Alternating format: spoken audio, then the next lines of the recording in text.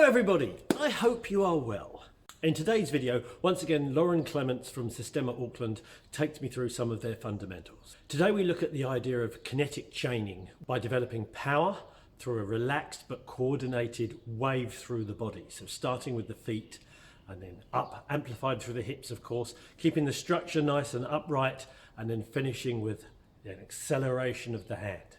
I found this really useful. I've got terribly knackered shoulders, and if I do any amount of work on the punch bag or if I'm sparring, they soon get unbearably painful.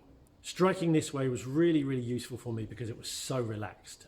I hope you enjoy this video. If you do, smash the like button. Don't forget, hit the little bell thing so you get the notifications as well, and enjoy the clip.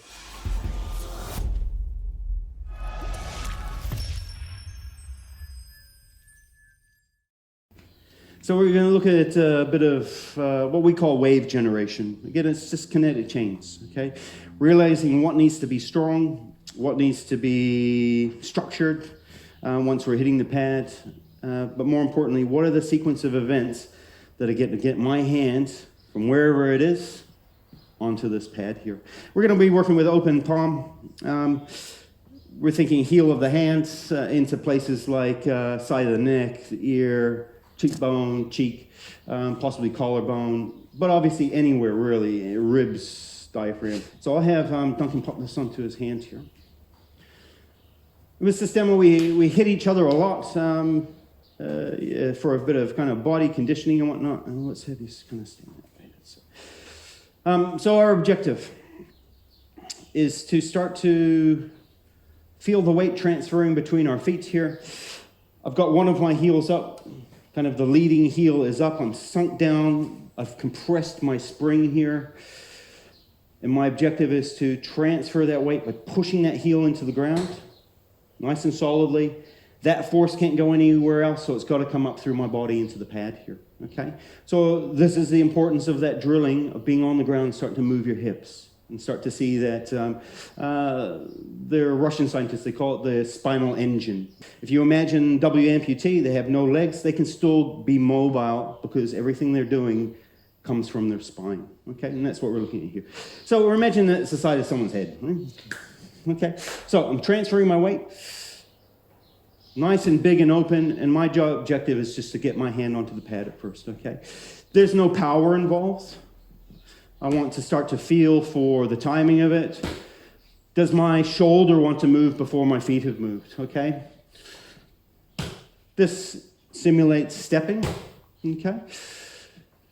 And over time, as I start to get a good feel for it, I start to think about the structure I'm hitting it with here. There should be a nice soft angle here. Soft angles around this, okay? I don't want to be locked out of my elbow. All it's going to do is damage myself. Timing things, I'm up and open, things are nice and relaxed. I'm trying to understand that my arm has weight to it, okay? The more relaxation that I can give to this, the less I'm holding back in myself. So if I come out here with tension, I can get some results. But if I start to think about relaxation and kind of throwing my arm through that motion generated by my legs, the shifting of my weight, the pulse of energy through my torso here, we can start to get some pretty significant hits going, okay? Nice big power. But it's all a timing drill. My hand is nice and loose at the end. I am not hitting the pad with my fingers.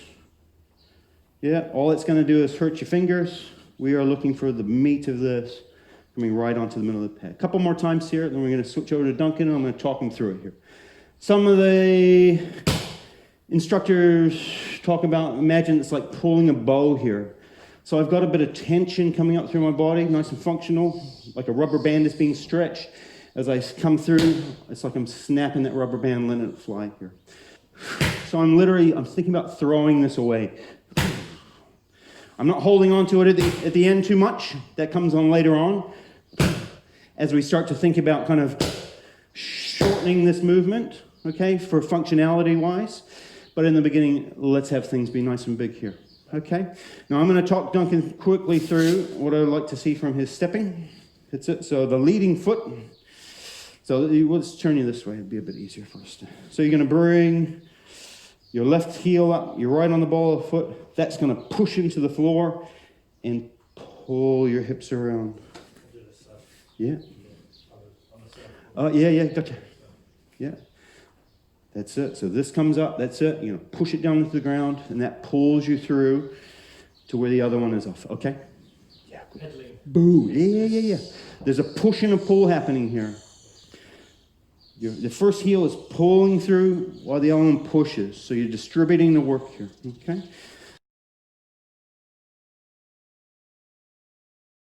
Good. Well done. Now we need some relaxation here. Once it hits, your arm goes relaxed. Okay? Rather than hitting and stopping. Okay?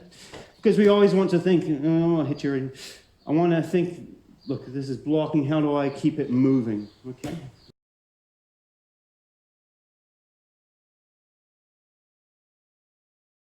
Good. He shakes out. And I'll hand over here. We'll do a few more.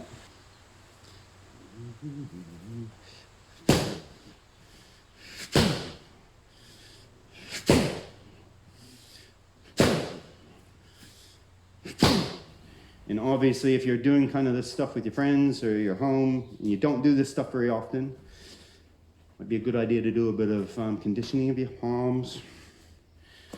Okay, a few more times here. And we're going to look to shorten it up a little bit. Oh, good.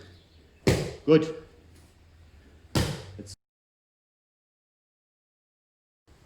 So now as you're working it, not giving your body to it. Be upright. Boom. Okay. Nice and upright. Hey, good man. That's it.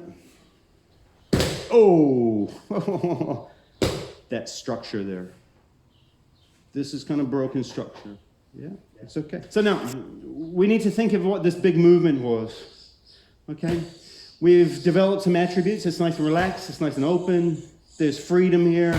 It's a big, big circle. Super great for hitting a pad that's nice and static in a safe environment. But when we're talking about getting in the mix and being in a grapple, how do we translate that same power, but just to a shorter, smaller spiral? So imagine if we had some nice fancy graphics here, we could show that as I'm coming through, this is the beginning of the arrow, and there's a tail of an arrow coming out here. Okay, describing that arc that I went through. All we look to do is shorten it and shorten it and shorten it until it's nice and small. But we're looking for the same things to be happening. Open chest, structure in our arm, maybe a little bit of sinking, transferring weight. So I'll start nice and big. And then what we're going to do, we're going to make it shorter as we go. Nothing changes.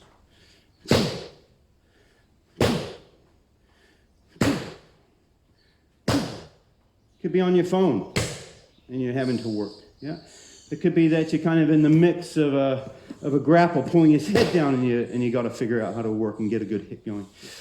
So again, we'll have Duncan do start nice and big, maybe a couple times, kind of at each little stage, but over time, working the same dynamics. He's just trying to get shorter and shorter and shorter. And that should be a kind of a guiding principle within all the work that you're doing in your gyms out there. There's no hurry for this. Unless you're signed up for the military and you're shipping out in 3 weeks, you got to be battle ready. We have time and we're in these nice spaces where we have time to slow things down and really look at them properly here. No rush, no hurry, okay? He's going to think about everything that's lining up as he's doing it. Nice. What's the sequence of events that make this nice and heavy? Yeah, good. Nice, Duncan. And as he goes, he's going to start chipping away at that arc, making it smaller, trying to get the same feeling going for himself. Ooh, good. Nice. Yeah, good. Oh,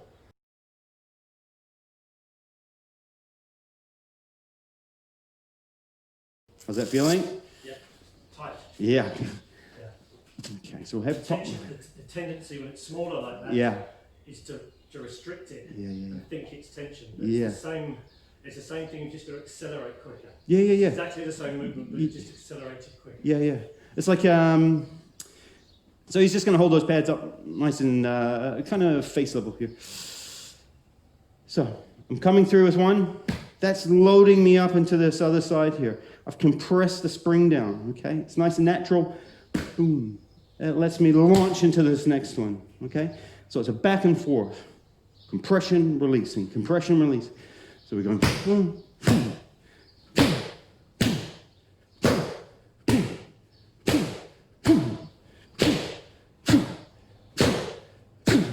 We can think about things like, could be kind of a hooking feeling.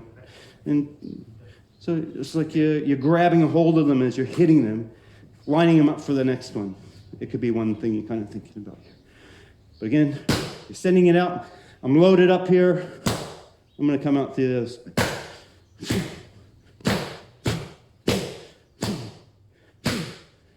No rush, no hurry. Comes through, loads up. Next one, good. So Duncan's very attached to this here. I feel like this is functioning at a 6.